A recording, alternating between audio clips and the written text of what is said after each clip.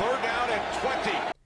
What is going on? Welcome back. 3rd and 20 podcast, episode 38. My name is Frank Entwistle. We got the main man himself, Mr. Steed. Steed, how you doing on this fine evening? I'm doing great. Ready to talk some football. Yeah, so season's getting a little slow now. Not much news, so we figured we'll just debate some of these top draft prospects as the process gets on, and me and Steed finish watching more film. We'll get more and more in depth into the draft. So we're going to keep it relatively basic for this segment. We're just going to do a little would you rather with some of the top draft prospects. So let's start it off. Let's kick it off with the big debate that's been going on amongst the draft community, and that is Ja'Marr Chase versus Devontae Smith.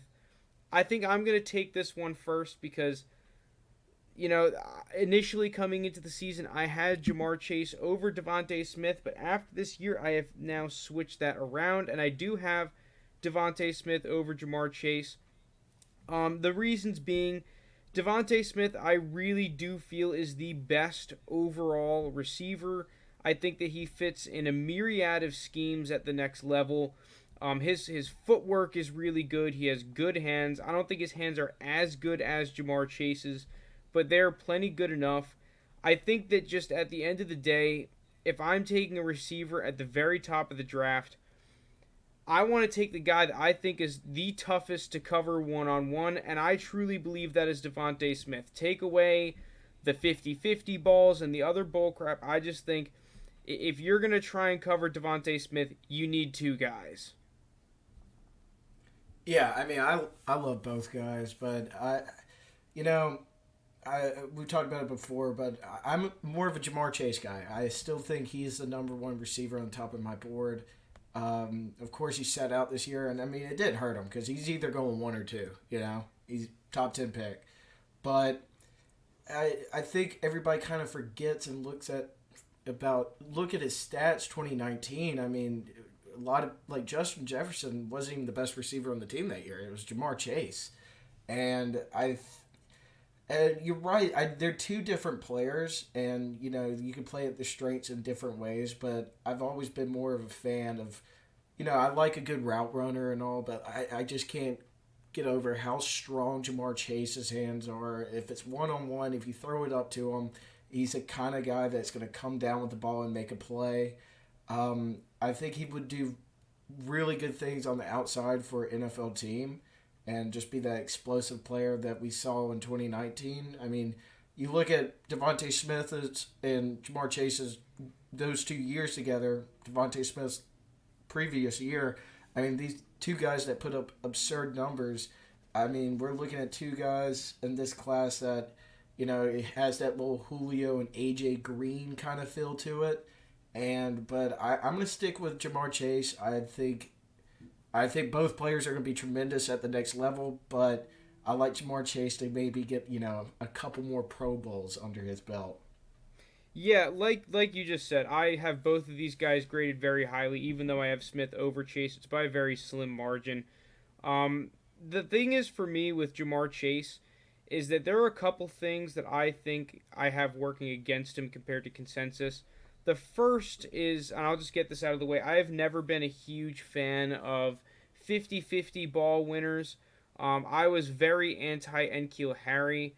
I was anti a lot of these top receivers that came out. Mike Williams is another one. That these are guys that kind of just made a lot of their money in college. Just you throw the ball up and they'll win against these college corners. And I think that does get mitigated. Now, with Chase, I do think that Chase is a much better receiver prospect than those guys I just mentioned.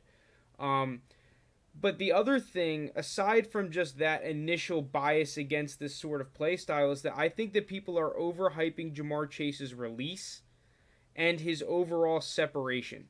When I watched him on tape, he did do well against corners like Trayvon Diggs and Noah Igbenogany. It's just, I think that people are really overrating his ability to get off the line of scrimmage and press coverage quickly, and the amount of separation that he creates after the catch.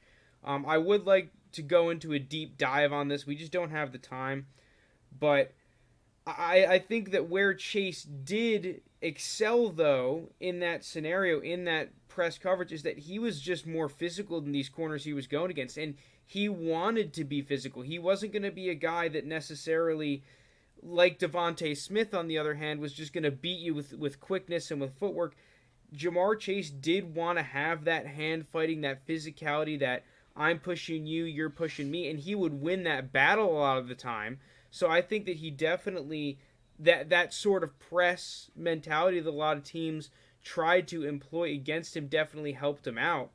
But I think when we get to the next level, that is a little bit more of a concern for me than for Devontae Smith, where I see Devontae Smith, I have clips of him just putting guys on the floor with his footwork off the line of scrimmage. I just think that for me, that translates a little bit better in most schemes, and why I have him over. It does depend on which team, for example, because, say, for the Eagles, I think the Eagles, that Ja'Marr Chase would be a much better fit for Devontae Smith for what they need, right? If I'm the Eagles, I'm looking for someone to replace Alshon Jeffrey and to be possibly even better than Alshon Jeffrey, and that means I need someone who's really good in the red zone, and I need someone who has really strong hands. Well, that's Ja'Marr Chase. So I would rather have Ja'Marr Chase in that instance than Devontae Smith. But for something like the Dolphins, I would much rather have Devontae Smith, a guy that I think can work really well in this modern RPO style of offense, a guy that, with these timing routes can just get open for Tua. Tua, I really don't feel is that guy that wants to throw a ton of 50-50 balls. He wants to be able to throw it to a receiver in space with his accuracy, and that was what he got out of his teammate Devontae Smith at Bama.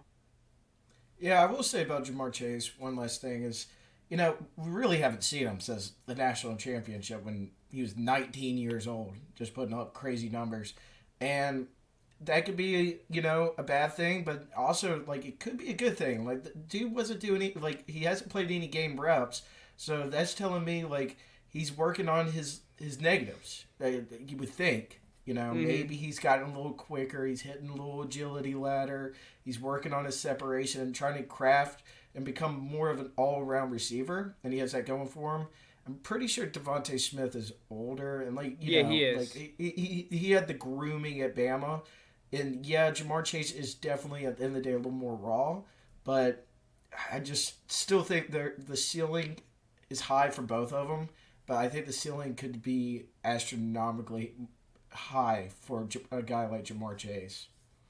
Yeah, I just want to reiterate once again that these two receiver prospects, according to my grades, have better grades than any receiver to really come out within the past 5, 6, 7 years. Basically, like you said, since that Julio A.J. Green class. So I really don't think you can go wrong, and you're picking between two what I believe are going to be future All-Pros. But let's get into the next one. The next one we have is Justin Fields up against Zach Wilson. I'm going to take this one again. And, man, this one is close. I think I am going to lean Zach Wilson, though, just because of the traits, I think. Zach Wilson, to me, he has a lot of things that are really pointing in his direction in the modern game. One being he has a very quick release, which you've seen guys like Mahomes, Aaron Rodgers, who have that just quick flick of the wrist, and you're able to get some distance on the football. He's very good at that, which I do think translates extremely well to the modern game. The other thing, and this is the thing I love the most about Zach Wilson, is that he's just really good at throwing people open and throwing the ball to defenders who have bad leverage, right? If he sees that his tight end is up against the linebacker in say, a Tampa 2, for example, where, for those of you who don't know, basically you almost have a linebacker playing as a pseudo-deep third. So you'll have a tight end, let's say he's just running a seam right down the middle towards the end zone.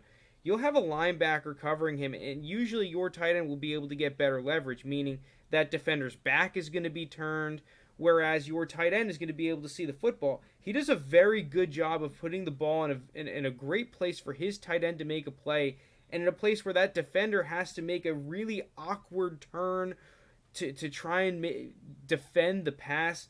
You see that time and time and time again. Justin Fields, while I do think he has a better arm and is more accurate, especially down the field, I think that you just get a little bit more development out of Zach Wilson. I think you get a little bit more that you can work with. And there are some things that I do agree with consensus from Justin Fields that we've seen from his tape at Ohio State that I just don't really like getting through his progression. You see a lot of throws, especially this year, that were kind of mind-boggling at times. Maybe that's a COVID year having an impact.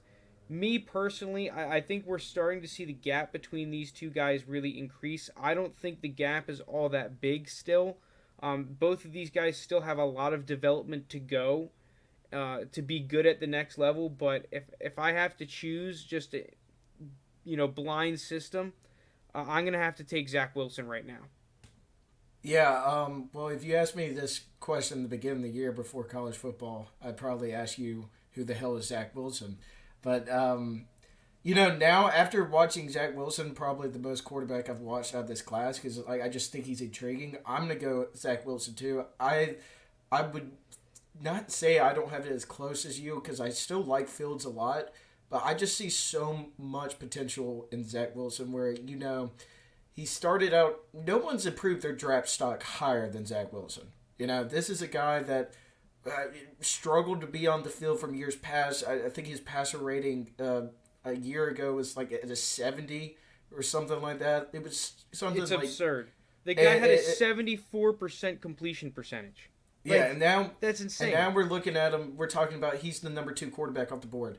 You talked about his arm talent and his accuracy and just his overall athleticism really speaks out to me. I saw a video of him in one game. I can't remember who they're playing, but it literally just hurdles a linebacker. I don't know many quarterbacks, that are hurdling a guy that's, a couple inches and a few more pounds bigger than them. So I think you get a gamer, and I think he might know the game a little more than Justin Fields. Now, I'm not saying I don't doubt Justin Fields. I think Justin Fields didn't really do anything for me to improve his draft stock, and a bunch of these other guys have. And, Fields, like you saw in the Clemson game in the college football playoff, like beautiful deep ball, was hitting them on the run and really lit it up. But still, the decision making sometimes for me lacks there, and I would rather just get a guy like Zach Wilson and really try to bang this thing out. Yeah, so if I'm looking at this from, say, like a dynasty fantasy football perspective, and I have to make this choice, I'm definitely waiting to see until after the draft, the landing spot, the coaching staff, because I think for both of these guys, development is going to be a huge part of their success.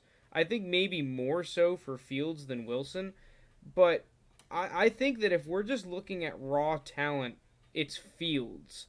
But if we're looking at all things considered, it's Wilson. And that's why I have it really close. I just... Justin Fields, like, I see just so much potential. And that's one of the reasons why I'm very hesitant to just say, oh, Zach Wilson, easy. Because when I'm looking at a quarterback to take in the draft, if I'm a GM, I'm not looking to take a guy that's a finished product or who's already more developed necessarily. I'm looking at it for a guy that I think, come a year or two down the road is just going to be the better player. Or even, from now until we get to the start of the season next year is just going to be the better player, right? And I think that easily could be Justin Fields. It's just there are a lot more flaws that I have with Justin Fields right now than I have with Zach Wilson. And it's always tough to get a gauge of these guys without being able to talk to them at all and really not interact with them at all. We're looking at all things from an outsider's perspective. So all things considered, I'll take Zach Wilson. The next one, this is an interesting one. Kyle Pitts or any defensive player in the draft? Oh, man. You want me to start this one? Yeah, you can start this one. I'm easily taking Kyle Pitts. I think, besides, like, you see that's hard because I also think Michael Parsons is just a surefire, pick, too. Like, just... Mm-hmm. Best defensive player in the draft, but I can't just get over when I watch a Florida team play, and you you don't even have to know football. You can just look at Kyle Pitts and be like, well, he's the best player on the field. Yeah. So like you don't you don't have to know a damn thing about football and just can tell that by Kyle Pitts. And I just think, this guy is going to be a tight end that's going in the top 10. And I think out of guys like Trevor Lawrence, who I think is just a surefire pick, I think Pitts is number 2 for me. Like, you're not going to mess with it. He will be playing, barring an injury, he'll be on the field every single down. Can block, can catch everything. He's athletic. He's huge. He does it all. It doesn't matter. He fits all the checkbox. And it'd be nice to have someone sick on defense, but here and there, it's hard to find reliable guys that can just produce and just be dirty for your offense. I'm going to be a Pitts. Go Pitts. Yeah, I'm going to join you on the Pitts train as well for a lot of the reasons you said. You just can't watch a Florida game without seeing Pitts light it up. He's almost more of a receiver for Florida than a tight end. It's just he's insane. That's all that really needs to be said. Let's move on to the next one. This is a defensive one. We're going to get into a few defensive ones here. Gregory Rousseau or Kwity Paye? Man, this is interesting. Gregory Rousseau sat out this year, so I haven't seen much film. I've seen what I've seen a year ago, and people were comparing to Calais Campbell, but I kind of like Kwity Paye a little more. I think I could see some bust potential with Gregory Rousseau, but I think Kwity Paye has a sure lock where he's he has really good bend, and I think he would. It's more of the surefire pick. If you want to be safe and just get a guy that can produce, I think Gregory Rousseau could have more, upside potential. But, from a guy that's seen DNs just bust every year, I'm tired of that. So I kind of just want to take the guy that I know will be playing on my team and be productive for, 5+ years. Yeah, I'm gonna actually take Rousseau here, mainly for that upside. I just really like what I've seen out of Rousseau. I just think that at the end of the day, if I'm a team picking higher in the draft, I want to be able to get an absolute stud, and I just think that Rousseau has a better chance of being a stud than Paye. So let's go into the other defensive one. Patrick Surtain or Caleb Farley. I will also throw J.C. Horn into this one if you really like J.C. Horn. Yeah, I love JC, but I don't think he's better than those two guys. I'm going to go Farley. I've seen Farley's pretty much him and Surtain will go bounce around as the number 1 corner. But I think Farley is a guy who he just checks everything on the box for me if I'm looking at corner. He's big, physical, and he's very athletic. He's fast. I read an article on him a couple days ago where he was clocking in around a high 4.3, low 4.4 40. So I'm seeing that, and Surtain just seems like he's a lock too. This is a really good corner class, but I kind of like Caleb Farley's game. I've seen a couple of his tapes, and it just seems like he has an act to make a play on the ball. And I'm gonna be with the mock drafters with Farley at 1. Yeah, I'm just going to take Surtain. I haven't really watched much of Farley yet, which is part of the reason I'm taking Surtain. It's just whenever I watch an Alabama defense, whoever Surtain is guarding just gets eliminated. They just get eliminated. And yeah, we've seen Alabama corners bust in the past. I just think that Surtain is different. He's been at this level for multiple years now. So I'm just going to kind of take the guy I think is a little bit more surefire. I understand that a whole lot of people like Farley more. I need to dive into Farley, but as of right now, it's Surtain for me. The guy is just a stud. That being said, about real quick on J.C. Horn, it's just listen, when he was at South Carolina, it's a good thing when you're not targeted a lot, because he was not targeted a lot.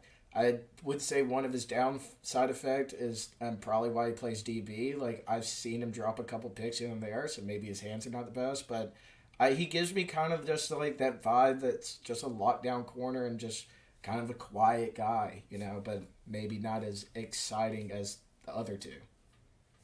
Yeah, I think you and me both have J.C. Horn a whole lot closer to these top two guys than the consensus does. Yeah. Um, I agree with you. J.C. Horn is an absolute stud. Let's get into the running backs, though.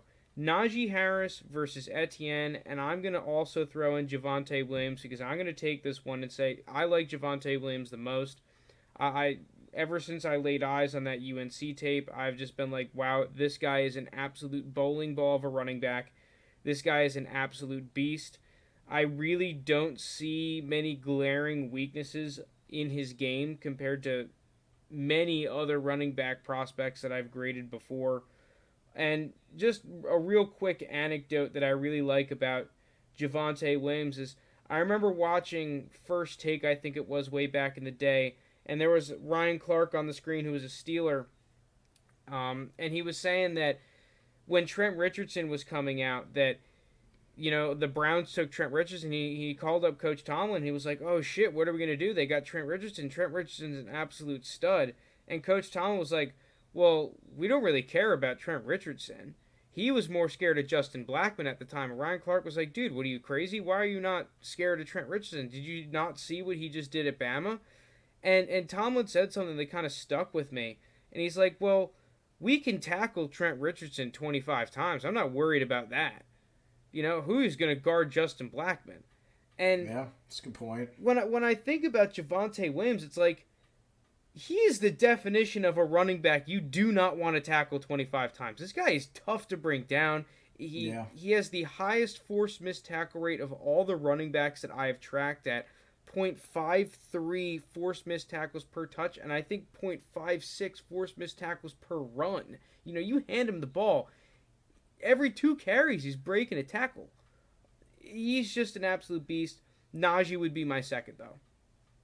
Yeah, I think I'm gonna go Najee here. I'm with you on Javonte Williams though, and solely because of you hyping him up so much, and I see it too. Like, I mean, I've watched plenty of North Carolina games where you can tell Javonte Williams got the it. Like, if a running back can make people miss and break tackles and gain a couple extra yards, I'm all down. But I think the reason why I'm gonna go Najee, and maybe I'm falling into the little Bama love, like making everybody just look so good because that's what they do. But I mean, I do love his game. I think he has a role in the NFL. I think people are kind of just getting this whole maybe he's like a next Derrick Henry kind of vibe from him. I don't really see that. But I think he's a good back, and I would take him one just because I don't know. Javonte Williams probably has more upside, honestly. But I'm just going to roll Najee. Just going to be Najee. Yeah, I like both of these running backs. And one thing that you probably won't hear from a whole lot of other people when you compare these running backs to each other is that with Najee Harris, Javonte Williams, and Michael Carter, I know that these three guys are just about it. Like they're the kind of guys that on any football team, they're going to be one of the hardest working dudes. They're going to be one of those guys that just don't give up on plays. And they're going to be one of these guys that just really plays to the whistle, right? I have countless examples of, for Najee Harris, for example, I was watching some Mac Jones earlier. Mac Jones, there's a ball tipped in the air and picked off. What game was it? Maybe, I think it was the Texas A&M game. And Najee Harris chases down a linebacker from 15, 20 yards away to save a pick six, right? And you just can't teach that kind of hustle. Same thing with Javonte Williams and Michael Carter. When they led block for each other, I saw a different level of intensity from these guys compared to any of the other running backs that I had watched. And I've watched probably 13 or 14 of the running backs this year. When you see, let's say, Khalil Herbert, for example, lead block, you just see a different type of energy from Michael Carter and Javonte Williams when they're lead blocking for one another. And you can't teach that, right? That kind of hustle, that grit, that determination. So I think that Javonte Williams and Najee Harris are both prime for success with their work ethic, their determination, their, the team over myself type of mentality. But let's get into the next one. it's Rashad Bateman versus Jalen Waddle versus Rondale Moore, another three-peater. I'm going to start this one off because I am absolutely in love with Rondale Moore. I have had him circled on my board for the past 2 seasons now. Rondale Moore, I think, is legit. I think he's the complete package of what I would want in a receiver. He's a guy that plays hard. He's a guy who is absolutely electric with the football in his hands. He's physical. He's tough to cover. He's got really good feet. He's got a great change of direction. And I think the one thing that is a knock on him right now is his lack of threatening teams vertically in the passing game, which my rebuttal to that is, well, did they ever throw him the ball vertically? I'm watching these damn Purdue games, and I'm like, well, this is probably the worst offense I've seen in a while. Yeah, And I feel like they completely misused Rondale Moore's skill set, especially vertically. So it's almost like these people, the two negatives I've seen is, oh, he looks slower after his injury, which I don't see. I don't think that's right. And, oh, well, he's not a threat vertical. Well, they didn't ask him to be. So, I mean, how am I supposed to say that it's a negative if a guy's not a threat vertical when they never ran him vertically? Yeah. So I'm going Rondale Moore. I'm not sure it's even close. I have him in a tier of his own, below Chase and Smith, but above Bateman and Waddle. Yeah, I'm going Rondale Moore with you, mainly for the same reasons. I guess I'll just kind of hit why not Jalen Waddle, because I think a lot of people would just think, Waddle is going to be the third receiver off the board after Chase and Smith. And listen, I just see that Jalen Waddle have bust written all over it. I think he's a really good athlete, of course, and he's got some great speed, but from what I see, I'm not really in love with his game too much. And I think Rondale Moore is more of a sure thing. And you got to look at two offenses here, like you said, Purdue. And watching all those Purdue clips, it's not that fun, but you can obviously tell Rondale Moore gets it. And Jalen Waddle, I mean, how hard is it just to run a streak when you got, 10 other guys that could go first round with you?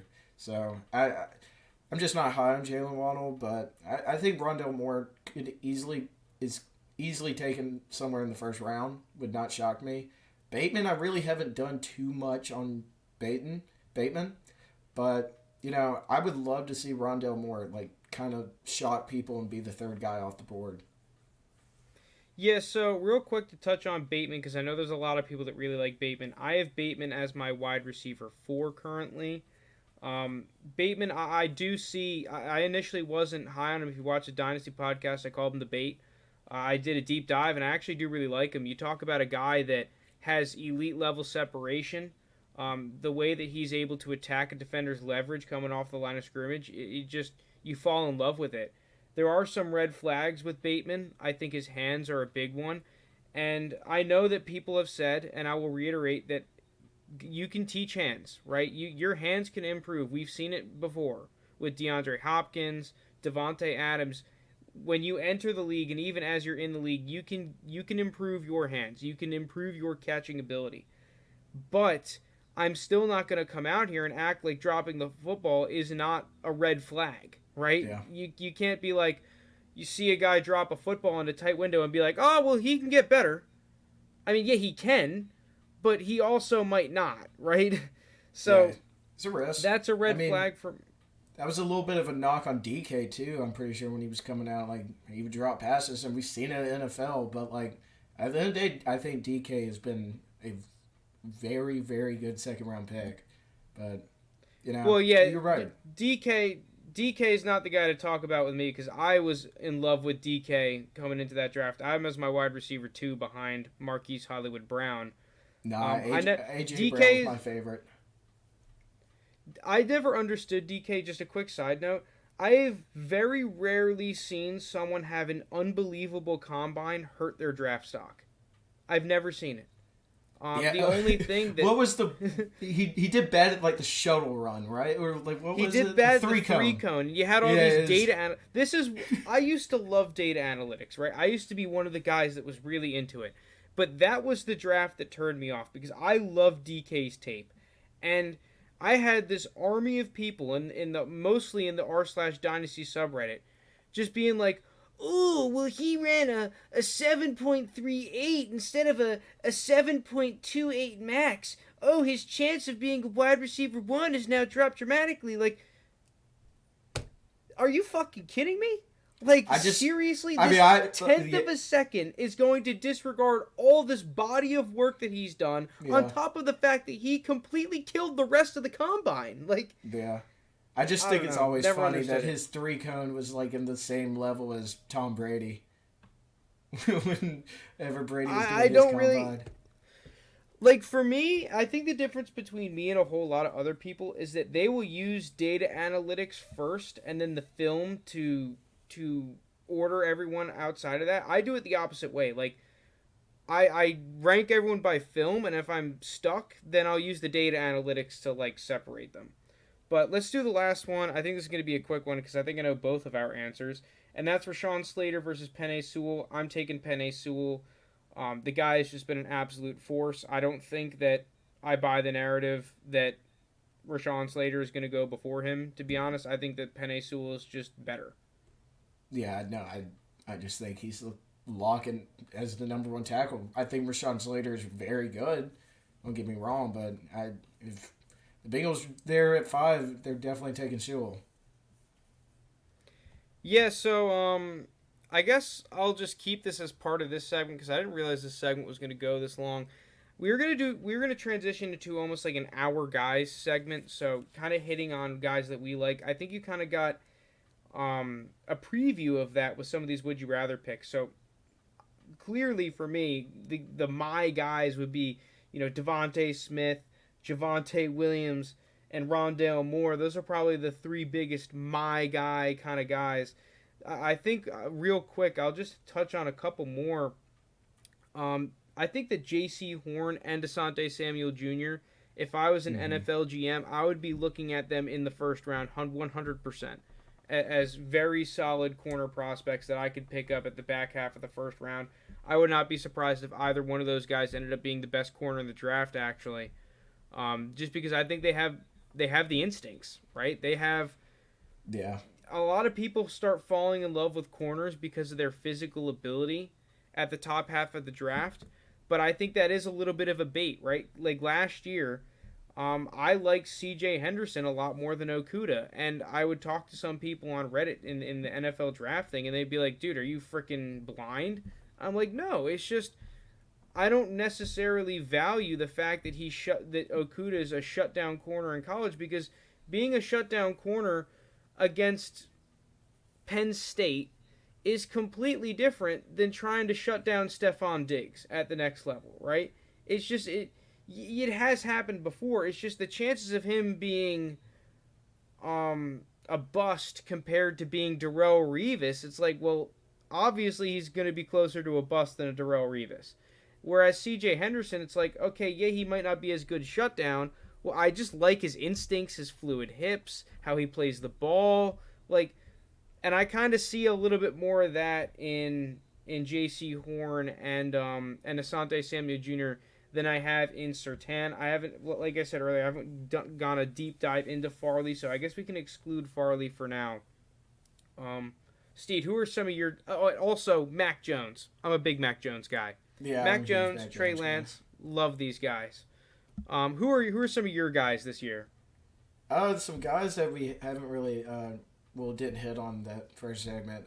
I really like Jason Away, the edge from Penn State. We talked about him before the show. I just think this guy is just crazily like athletic. Yeah, dude, you get a guy that's 6'5", 250, and runs just over 4.3. Like that's kind of unheard of for me. Like, and also it just looks like he's a guy that always brings consistent pressure. I think the sky's the limit with him. I know this edge class is really good. Also, a guy I like too is Christian Barmore out of Alabama. I Yeah, think Barmore's a beast. I think a lot of people like had like this expectations that he would be like Quinnen Williams, dirty at Bama, but like that's if people remember, Quinnen Williams was taken 3 overall for a reason. What his production at Alabama was crazy. I think Christian Barmore, even though like that's an unreal kind of like standard to set, I what I saw from the college football playoff games, he really just controlled the line of scrimmage and just wreaked havoc against Notre Dame and Ohio State. And plus, dude, he's 6'5", 310. This guy's huge. Another guy Well, real quick on Barmore though, I think that you're right in that I think that NFL teams value him a lot more, and I would not be surprised to see him go a lot higher than people are mocking him. Yeah, no, I would not be shocked to see him go in the top 15 at all. Um, a, Another guy I really like is a safety, Darius Washington at TCU. I think his biggest knock is that he's small, right? This is a guy I got here. He's 5'8" and under 180. But I also figured out what he benches and squats for a 5'8", 175-ish maybe kind of guy. He's still benching 370 and squatting 640. So, I mean, that just tells me he's holy crap. Yeah, that's just telling me he's a freak athlete, and it doesn't really matter. Also, I looked at the safeties in the FBS the past 2 seasons. And granted, I can't remember how many games TCU played, but like it doesn't really matter. Over the past 2 years, he is graded. He has the top 3 coverage grade in the FBS. So I think he's just a guy. He's a nasty coverage safety. Yeah, and it just seems like he has like the instincts to make the play at safety, and just has what it takes at the next level. So size just not matter to me with him there. Yeah, he's a guy that we wanted to take in our Raiders mock off-season last episode. We wanted him really badly in the second round because, like you said, I just think that I don't really care about the size concerns as much as other people do. I care about how good of a football player you are. And I think that he's the type of dude that if he's sitting there early in the second round, if I was a GM, I'd be licking my chops because I just think that as a football player, I'm getting a top 10 defensive football player. You know, take away the size, the traits, and all that bullcrap. We talk about instincts. We talk about just, hey, how good are you at football? You know, I think our Darius Washington is up there with the rest of them. Yeah, now I don't know if he'll ever be a top 5 safety. Maybe. I like it too early to tell. Like, not Derwin James good, but I don't know. I think he has all the tools. Like, it's just how he has like the nose for the football and just knows where to go, and plus his coverage is just it really dawns on me. And also, like, I mean, dude, if he's putting up these crazy numbers in the weight room for being this small of a guy, you know, I couldn't even dream about benching 360. This dude is smaller than me and is easily putting that up. I guess, like, one last guy is just because I'm trying to get this narrative that I don't know if Frank's on board with it, but Nick Bolton, linebacker, Mizzou. I like is he as talented as a guy as Micah Parsons or the kid at Notre Dame? No. Is the size a little different? No. But I think here is another guy. Even though you don't sleep on his athletic ability, I think it's definitely up to par and easily has what it takes to play at the next level at a high level. But I think he's also a guy that just has good instincts and knows where to go well on the play and can play sideline to sideline. Yeah, I just kind of wanted to touch real quick on some of the draft prospects that we like. I think that we're going to do a more formal segment, especially if we have more time. I didn't realize this Would You Rather would take this long. So now we're going to go into the other main segment of the episode. We had a lot of fun doing that mock offseason for the Raiders. So we decided, hey, let's do another mock offseason, but let's get a little bit spicier and do a team that has some tougher decisions to make, and that is the San Francisco 49ers. Man, we went back and forth a lot making this mock offseason, some of the decisions that we had to make. It was tough because even though the Niners are in a better cap spot off rip than the Raiders were, you know, the Niners, we had $13.359 million in cap space. We had a lot of high value free agents. we have a whole lot of holes on the roster. I think they had one corner, if that, like under contract, like with 13 million in cap space. Yeah. Like holy crap. So we had some really interesting decisions to make before we even get into the mock draft that we're going to do.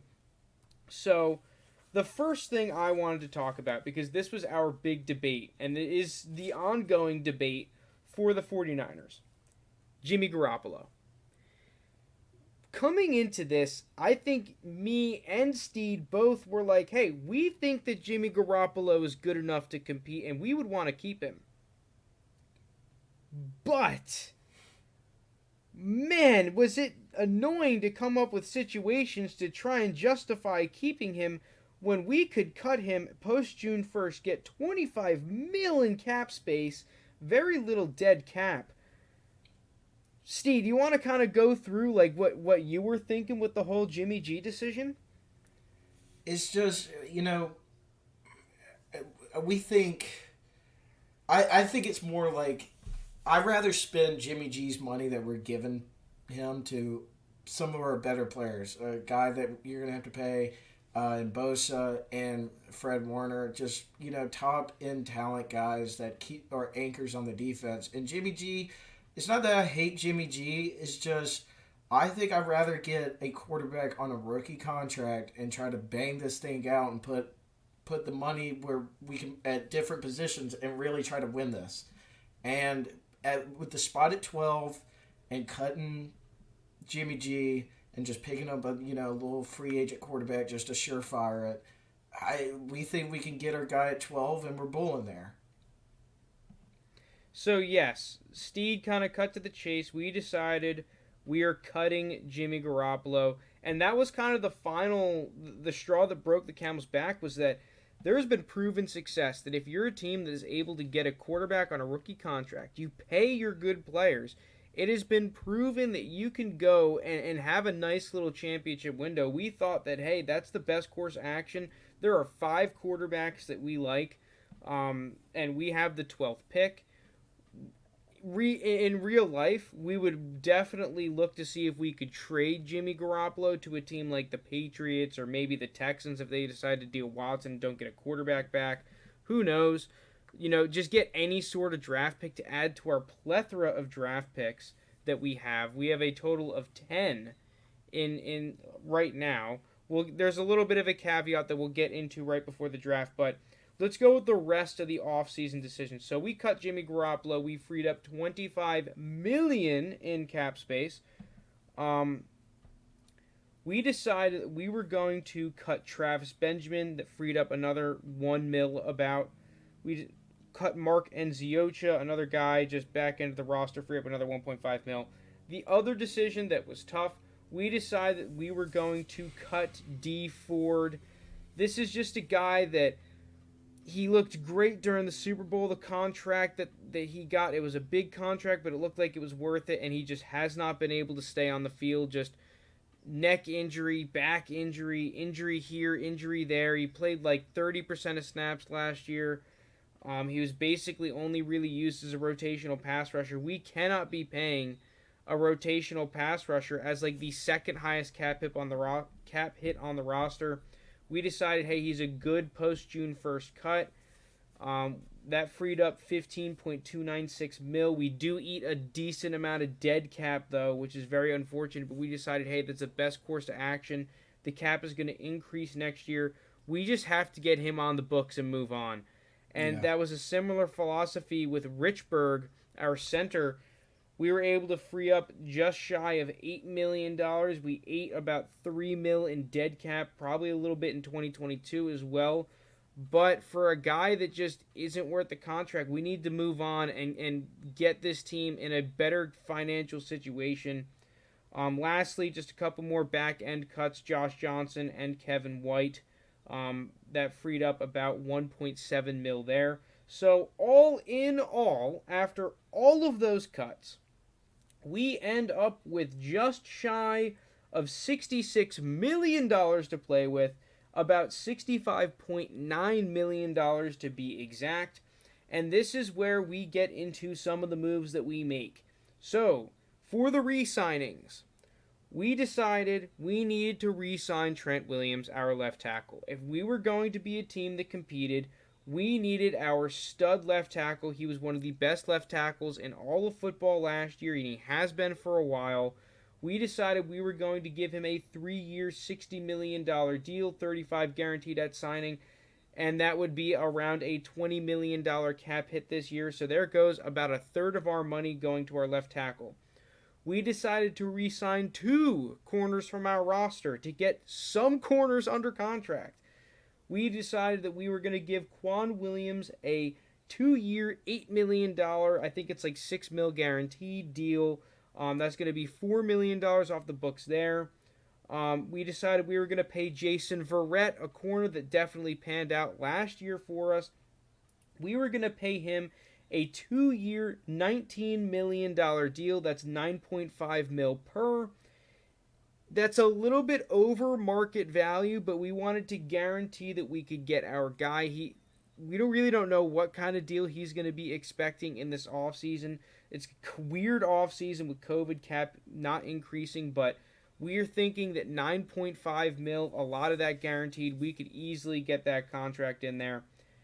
And we also decided to extend Fred Warner, our stud middle linebacker, all-pro level middle linebacker, to a 5-year, $90 million extension, $60 million guaranteed, which over the course of now this 6-year contract, because he's under contract this year and a 5-year extension, we had to have $10 million to cover that guaranteed money, that signing bonus money for this year.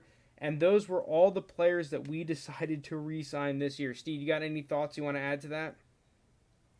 No, I think to the gist of it, like we got some players that we think they can fill a hole, and just I still think San Francisco is a championship contender team, especially if they get some pieces back. But, moves need to be made. They got some glaring holes, especially in the secondary. And I think these moves help you sustain that championship contender conversation. Yeah, so these were just the main moves that we wanted to do. We decided we wanted Trent Williams back. We needed to re-sign a couple of corners, which we decided was Quan Williams and Jason Verrett. And we needed to extend Fred Warner. He's our rock. Him and Nick Bosa are the rocks of our defense. This is a defense that is slowly but surely losing talent year after year after year. And this is the guy that we need to be the centerpiece of this defense for the next 5 or 6 seasons.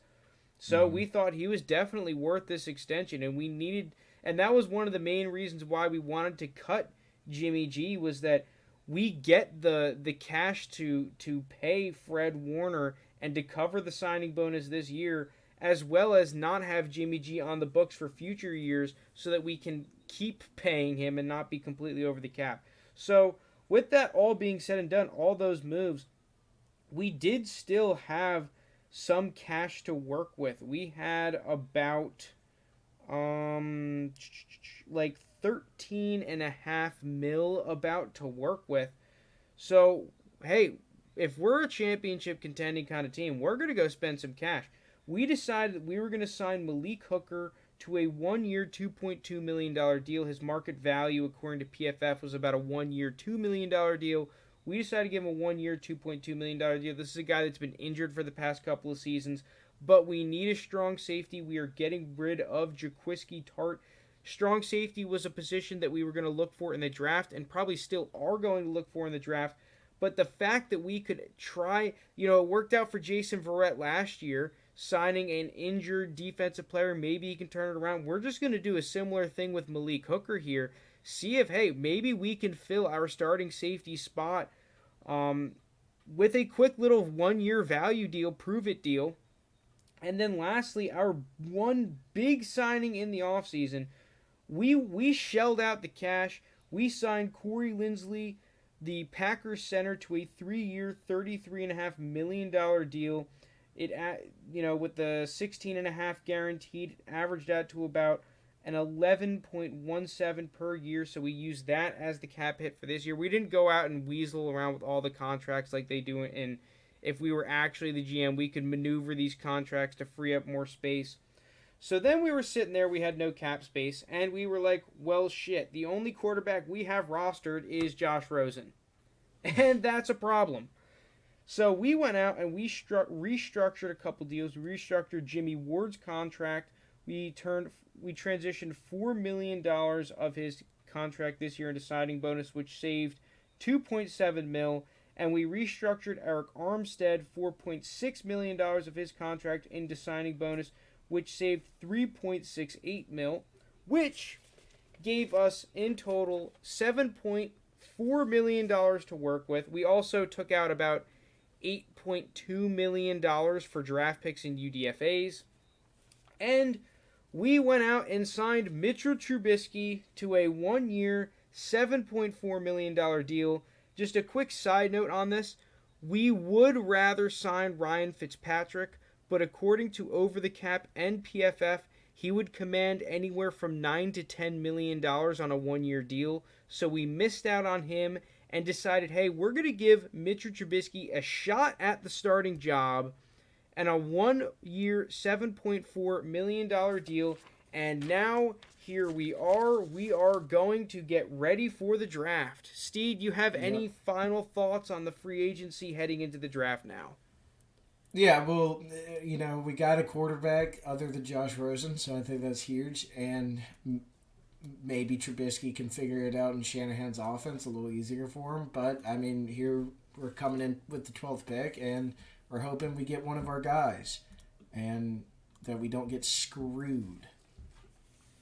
Yeah, so here we are coming into the draft. So as Steed kind of alluded to, we need a quarterback. We need a quarterback desperately. Our two quarterbacks right now are probably the two biggest draft busts in the past 5 years in Josh Rosen and Mitchell Trubisky. So we are coming in with the 12th pick, and we have one guy exactly in mind, and that is the Alabama quarterback, Mac Jones. We really, really, really want Mac Jones at 12. We think he's going to be there. If this was so here's the quick caveat compared to real life, which is kind of pissing me off, but this is the best that we can do. There are two things that are annoying. The first is that in this mock draft simulator, there are no comp picks. So we are already short a 3rd round and 5th round pick that we would have received for Robert Saleh being hired by the Jets as their head coach. So we are 2 draft picks short. The second is that if there was a team like if quarterbacks go off the board, right? Let's say 4 quarterbacks go top 8 picks, like a lot of people are projecting. And there's a team like the Washington football team, the Steelers, the Saints, the Bears. There's a whole bunch of teams that need a quarterback. They would jump us and try to trade up right in front of us to take a quarterback, which is not going to happen in this because the computer doesn't know that we only have Josh Rosen and Mitchell Trubisky as our quarterbacks. So we are not going to make any trades in this draft. At least I don't think. Maybe I've never used this simulator. I don't know how the trading works, so I'm just not going to do it. Maybe they pop up on the screen or something. But yeah, there's those quick caveats. So I was going to trade up in the mock if we had all of our draft picks. But since we don't, I'm just going to say, hey, no, we're not trading up. We're 2 draft picks short. We need all the picks that we can get to replace holes in our roster. So because of that, I've kind of decided to say, hey, even though the teams would try to trade up in front of us, we're getting shafted on draft picks. So it all evens out in the end. But with that being said, let's get into the needs. So obviously at 12, like we said, we are targeting Mac Jones. I guess I'll just start the draft anyway. Okay, we're getting. There was a trade. We're rejecting that. We're rejecting that too. And we're rejecting that. Okay, so let's see who we can get. So Trevor Lawrence, Justin Fields go, Zach Wilson, Trey Lance. Draft panned out exactly how we wanted it to. How do I take a player? Do you just click on it? Click on the pick? Oh, here we go. The players just showed up. Is this popping up all in the? Okay, hold on. This thing is messing up in the screen. Is it? Basically, we're taking Mac Jones here at 12. Other needs, we need corners. We need a ton of corners. We have like 2 corners rostered right now. Bang time. Let's just draft Mac Jones. So we're looking at corners. We need 2 corners we say. We need a strong safety. We need a fullback. And then aside from that, we're just kind of going best player available. I'm rejecting this trade as well. 58 and a 22 second for 43 and 156. That's a no, sir. Wow, that is unfortunate that Asante Samuel Jr. goes a pick before we go. If we could have just let's take a look at the Samuel. player pool. Oh, so the other thing too is that we do need an edge. We're almost just going to go best player available on the defensive side of the ball for a while now, for the rest of the draft.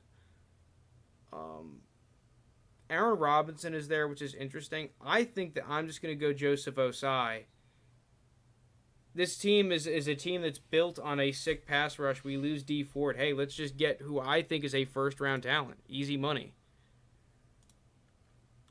So let's just keep going. Now, this pick is probably... So here's where we would have had another draft pick, somewhere around here, because this is the 4th. We would have had a 3rd-round pick. Rejecting these terrible trade offers. So now we need D-backs. 100% we need D-backs. DJ Daniel out of Georgia. Ooh, Cisco from Syracuse would be an interesting pick.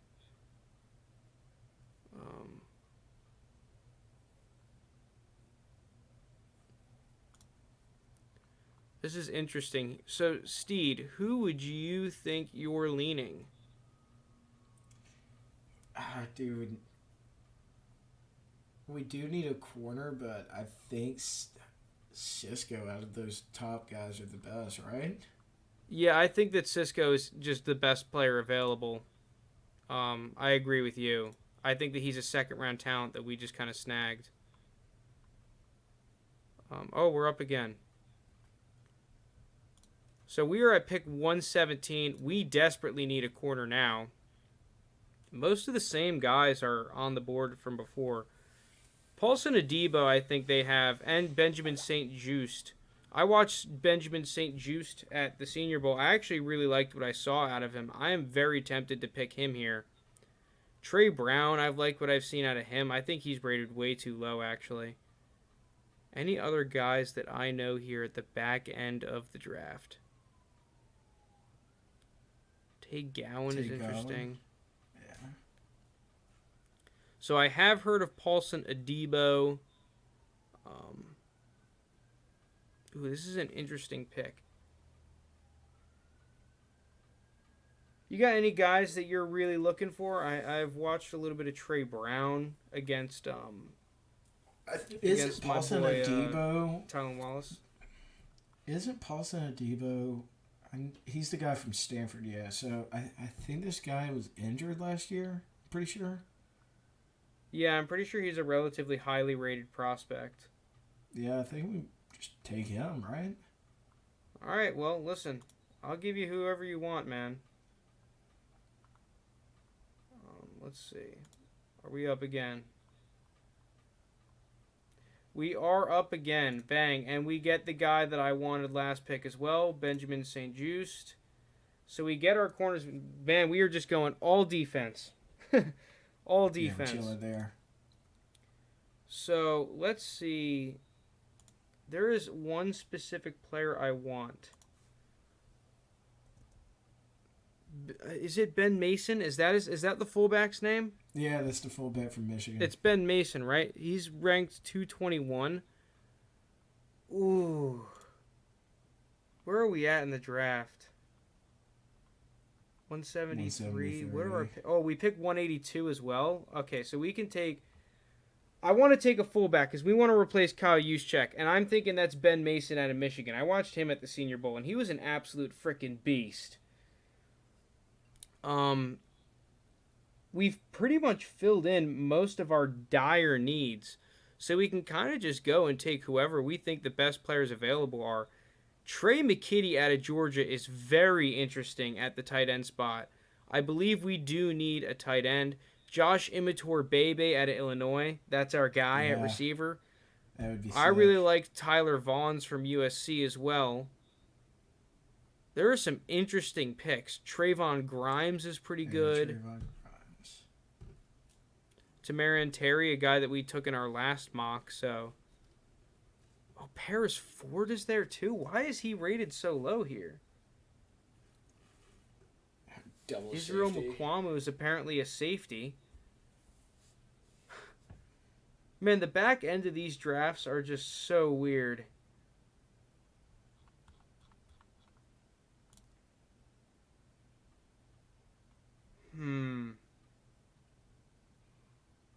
Immature baby. I really want to take either Bebe or Tyler Vaughns, to be honest. Yeah, I'm down for either. Because we could use a receiver on the back end. Yeah, we do. So it's like, okay, so Bebe is an upside play. He's like an underdeveloped kind of receiver. Obviously, I mean, you know him. Huge vertical, good, decent 50-50 ball guy. Tyler Vaughns is the opposite. He's an older guy, not a huge ceiling, but pretty damn productive at USC. I do like his tape. And then you also have Trayvon Grimes, who is another potential number one from Florida. I actually really like Trayvon Grimes here. Let's take him. Let me just check what other running backs are available. A bunch of crap. Yeah, so let's take we're gonna take Trayvon Grimes from Florida. He was like the true X receiver in that offense, compared to that other Florida guy's name. What's his name? The one that everyone likes. Dude, why can I think of it too? I know exactly what you're talking about. Dude, it's on the tip of my tongue. I can't think of it, but the other guy. We're gonna take Ben Mason here though. Easy fullback pick, easy money. I love Ben Mason here. Ben Mason is such a beast. Like, please do yourself a favor and just watch the Ben Mason highlights from the Senior Bowl and just watch him completely level people. He is the fullback that will replace Kyle Juszczyk. Lastly here, I think that we could look for a tackle possibly. Let's see if I know any of these guys. Nope.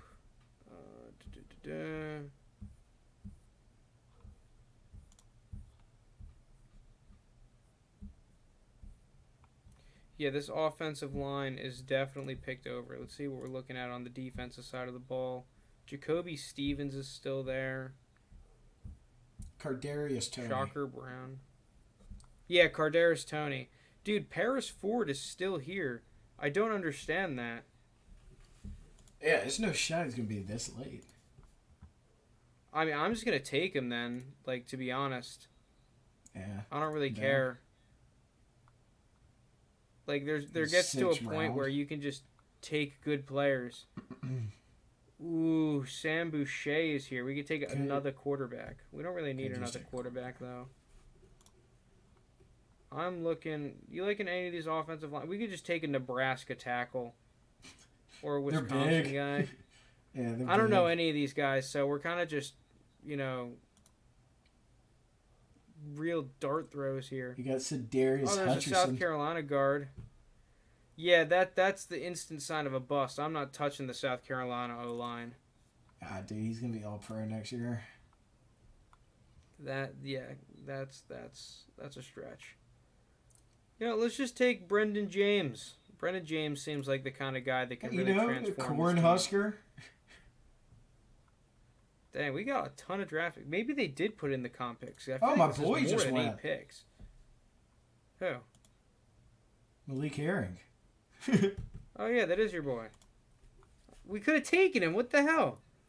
I did it. Yeah, we could have used him on the edge. He's not going to play edge. He's going to play inside, but hell yeah. So, what did we take running Puka? back do we want to take here? We could take Puka Williams. That would be really interesting. Or Master Teague? No, Master Teague is kind of trash. Is my I'd rather dude have Jake from- Funk than Master Teague. My dude from what was it, that college? San Jose State on here? Chris Evans just saw the Senior Bowl. Nothing crazy. What about Caleb Huntley? You like him? I haven't watched him at all yet. I've heard some decent things about him. Like, hearing that he could be like... I'm just going to take Puka Williams. Easy money, Puka Williams. All right, so here's our draft. Wait, so 1, 2, 3, 4, 5, 6, 7, 8, 9, 10. Oh, so they did give us the comp pick. I didn't know that. All right, so that's good. Easy money. Well, this draft definitely panned out for us then. So here's the draft. Just to go over it, we take Mac Jones at 12, Joseph Osai at 43, Andre Cisco 102, Paulson Adebo 117, Benjamin St. Juste at 156, Trayvon Grimes 173, Ben Mason, the Beast himself at 182, Paris Ford at 196, Brendan James at 228, and Puka Williams at 238. I actually really like this draft. I didn't think it was going to pan out this well, getting someone like Osai at 43. Dude, your whole secondary is just 102. revamped. It's just revamped. Like, you got your free agent signings. Now you got 2 new corners, 2 new safeties, and you pick up another edge rusher to replace Steve Ford. You get your guy Mac Jones, who we think day one can play. Trayvon Grimes, could be an interesting little project. Yeah, as a number 3 receiver, I'm thinking that he can almost be... He could be all right as our third guy. We're not going to rely on him a ton. We picked up picked up a couple dart throws here at the back. The reason I do like this draft is that after Mac Jones, we were kind of able to play the board how we wanted to, just take the best players we thought were available, especially early defensively. We knew we had to go corner, but we pick up Benjamin St. Juste at 156. I liked him at the Senior Bowl. I thought he played very physical. I thought he looked really good. 156 is probably around where I'd have him at, to be honest. I wouldn't be surprised if a team liked him and he went a little bit earlier, but getting him into Debo, just being kind of like those third and fourth corner guys on the roster, I think can be all right for this football team. And then, Osai at 43. He's a guy that I think should go in the first. So getting him at 43 to replace D Ford gets, we've been losing pass rushers every year. Let's get another stud on top of the fact that we picked up our quarterback, Mac Jones. I freaking love Mac Jones. Dude, their D-line, thinking about it, Osai, Kinlaw, Bosa. Like, it's just so young and good. Yeah, dude, I think with this draft class you dump in now, 49ers, hopefully you stay healthy this year, but definitely a team to watch. Yeah, so with that being said, that's going to do it for this episode of the 3rd and 20 podcast. If you made it this far, thank you so much for listening. We really appreciate it. If you enjoy the content, please hit the subscribe button, hit the like button, comment down below if you want us to do your team next on this mock offseason. We're probably going to keep doing them until the draft around.